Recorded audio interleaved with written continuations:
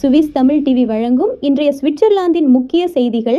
சுவிட்சர்லாந்தின் இன்றைய செய்திகளுக்கான பிரதான அனுசரணை வழங்குபவர்கள் சுவிஸ் சேகர் பதிப்பகம். 30 ஆண்டுகளுக்கு மேலாக சுவிஸ் தமிழர்களின் நன்மதிப்பை வென்ற ஒரே ஒரு தமிழர் அச்சகம். அழைப்புதல்கள் முதல் பரிசு பொருட்கள் வரை அனைத்து அச்சு வேலைகளுக்கும் சுவிஸ் சேகர் பதிப்பகம்.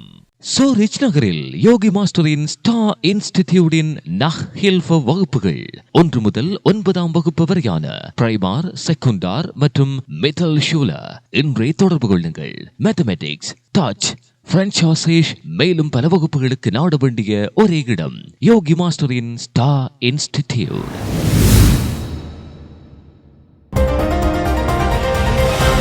விடாப்பிடியான நாய்ச்சண்டை, கோடாரியால் தாக்கிய நபர். திங்கட்கிழமை மாலை சென்ட்காலன் நகரில் உள்ள லாச்சன் மாவட்டத்தில் ஒரு கொடூரமான சம்பவம் நிகழ்ந்தது. 2 நாய்கள் சண்டையிட்டன. பின்னர் ஒரு குடியிருப்பாளர் கோடாரியை எடுத்து நாய்களில் ஒன்றை தாக்கினார். அதில் ஒரு நாய் பலியாகியுள்ளது. இச்சம்பவம் பற்றி மேலும் தெரிய வருகையில், திங்கட்கிழமை மாலை சென்ட்காலன் கண்டோன் லாச்சன் மாவட்டத்தில் உள்ள சொனாவ்திராசுவில் 2 நாய்கள் ஆக்ரோசமாக மோதின. அதில் ஒரு நாய் மற்றைய நாயின் கழுத்தை பலமாக கடித்துள்ளது. 2 நாய் உரிமையாளர்களும் அவற்றை பிரிக்க கடுமையாக முயன்றனர். ஆனால் அவை தோல்வியில் முடிவடைந்தன என்று சென்ட்காலன் நகர காவல்துறையின் ஊடகப் பேச்சாளர் டியோனிஸ் வீட்மர் கூறுகிறார். வழிப்போக்கர்களும் குறிப்பிட்ட நாய்களை பிரிப்பதில் தோல்வியடைந்தனர். இவற்றையெல்லாம் பால்கனியில் இருந்து அவதானித்துக் கொண்டிருந்த உள்ளூர்வாசி ஒருவர் கோடரி மற்றும் சமையலறை கத்தியுடன் நாய்கள் சண்டையிடும் பகுதியை நெருங்கியுள்ளார். 43 வயதான ஜெர்மனியரான அவர் ஒரு நாயின் முதுகில் அடித்ததும் நாய்ச்சண்டை முடிவுக்கு வந்துள்ளது. இதில் பலத்த காயம் அடைந்த நாய் கால்நடை மருத்துவர் மூலம் சிகிச்சைக்காக கொண்டு செல்லும் போது மரணமடைந்துள்ளது. இச்சம்பவம் பற்றிய சரியான பின்னணி இன்னும் தெளிவாக தெரியவில்லை. நாய்களுக்கு இடையே எப்போதும் சிறிய மோதல்கள் ஏற்படுவது வழக்கமாக உள்ளது. ஆனால் இதுபோன்ற ஒரு வழக்கு இதற்கு முன்பு நடந்ததாக எனக்கு தெரியவில்லை என்கிறார் காவல்துறையின் ஊடகப் பேச்சாளர் விக்மர். வலேஸ் கண்டோனில் கத்தியால் குத்தப்பட்டு ஒருவர் கொலை. திங்கட்கிழமை மாலை ஒரு குடும்ப அமைப்பில் நடந்த சண்டையின் போது ஒரு நபர் தனது உயிரை இழந்தார். 57 வயதான சுவிட்சர்லாந்தைச் சேர்ந்த நபர் கத்தியால் குத்திக் கொல்லப்பட்டார். 39 வயதான சுவிட்சர்லாந்தைச் சேர்ந்த நபர் கைது செய்யப்பட்டு காவலில் வைக்கப்பட்டார். பாதிக்கப்பட்டவர் வாக்குவாதம் நடந்த இடத்திலேயே இறந்துவிட்டதாக போலீசார் தெரிவித்துள்ளனர். ஆனால் இது அவரது வீட்டில் நடந்ததா அல்லது வேறு எங்காவது நடந்ததா அல்லது எந்த சரியான சூழ்நிலையில் இந்த கொலை நடந்தது என்பது தொடர்பாக மேலதிக விசாரணைகள் இடம்பெற்று வருகின்றது. சூரிச்சில் தீப்பற்றி எரிந்த போலீசாரின் வாகனம். செவ்வாய்க்கிழமை மாலை சூரிச்சில் உள்ள டிராம் நிறுத்தம் அருகே போலீஸ் வாகனம் ஒன்று தீப்பிடித்து எரிந்துள்ளது. செவ்வாய்க்கிழமை மாலை 5 மணியளவில் குறித்த சம்பவம் இடம்பெற்றுள்ளதாக சுவிட்சர்லாந்தின் இணையதளங்கள் செய்தி வெளியிட்டுள்ளன.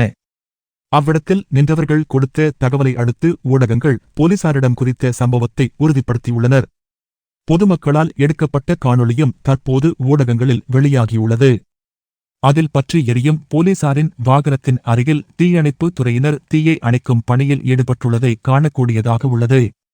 சூரிச் நகர காவல்துறை இச்சம்பவம் தொடர்பான கூடுதல் தகவல்களை எதனையும் உடனடியாக வழங்க மறுத்துள்ளமை குறிப்பிடத்தக்கது. சூரிச்சில் உள்ள ஒரு பள்ளியில் ஆசிரியர் ஒருவரின் எல்லை தாண்டிய நடத்தை தொடர்பாக புகார் அளிக்கப்பட்டது. தற்போது அவர் நிபந்தனை அடிப்படையில் விடுவிக்கப்பட்டு தற்காலிக காவலில் வைக்கப்பட்டுள்ளதாக செய்திகள் வெளியாகியுள்ளது. சுவான்சிக் மினுட்டன் இணையதளம் வெளியிட்ட செய்தியில் அடிப்படையில் சூரிச்சில் உள்ள ஒரு பள்ளியில் ஆசிரியர் ஒருவரால் எல்லை தாண்டிய நடத்தை பற்றிய தகவலை ஒரு பணியாளரிடமிருந்து பள்ளி நிர்வாகம் பெற்றது. சூரிச் நகரம் செவ்வாய்க்கிழமை வெளியிட்டு ஒரு அறிக்கையில் இதனை அறிவித்துள்ளது. பள்ளி நிர்வாகமும் மாவட்ட பள்ளி அதிகாரிகளும் உடனடியாக நகர காவல்துறையின் குழந்தைகள் பாதுகாப்புத் துறையை அழைத்து சூரிச் மாகாணத்தின் தொடக்கப் பள்ளி அலுவலகத்திற்கு தகவல் தெரிவித்தனர். கோரிக்கையின் பேரில் சூரிச் அரசு வழக்கறிஞர் அலுவலகம் பாலியல் குற்றங்களில் சந்தேகத்தின் பேரில் ஆசிரியருக்கு எதிராக குற்றவியல் நடவடிக்கைகளை தொடங்கியதாக அறிவித்தது. ஆசிரியர் தற்போது தற்காலிக போலீஸ் காவலில் உள்ளார். அரசு வழக்கறிஞர் அலுவலகம் இப்போது மேலதிக விசாரணைகளை தொடங்கியுள்ளது. விசாரணைகள் ஆரம்ப கட்டத்தில் இருப்பதால் அவரின் பாலியல் நடவடிக்கைகளால் பாதிக்கப்பட்டவர்கள் எத்தனை பேர் என்பது இன்றும் தெளிவாக தெரியவில்லை. எனினும் பிளிக் பத்திரிகை வெளியிட்ட அறிக்கையின்படி பள்ளியில் கடமையில் ஈடுபடும் ஊழியர் ஒருவர் குறித்து ஆசிரியர் தனது ஆரம்ப பள்ளி மாணவர்களுடன் பாலியல் நடவடிக்கையில் ஈடுபடுவதை நேரில் பார்த்ததாக குறிப்பிடுகிறார். இதன் பின்னரே இந்த விடயம் பள்ளி நிர்வாகத்திற்கு தெரிவிக்கப்பட்டுள்ளது. இச்சம்பவம் ஜூன் 11 செவ்வாய் அன்று இடம்பெற்றிருந்தது. எனினும் இதுகுறித்து விசாரணை செய்ய பள்ளி நிர்வாகம் கால அவகாசம் தேவை என குறிப்பிட்டிருந்தது. தற்போது இவ்விடயம் அம்பலமாகியுள்ளது.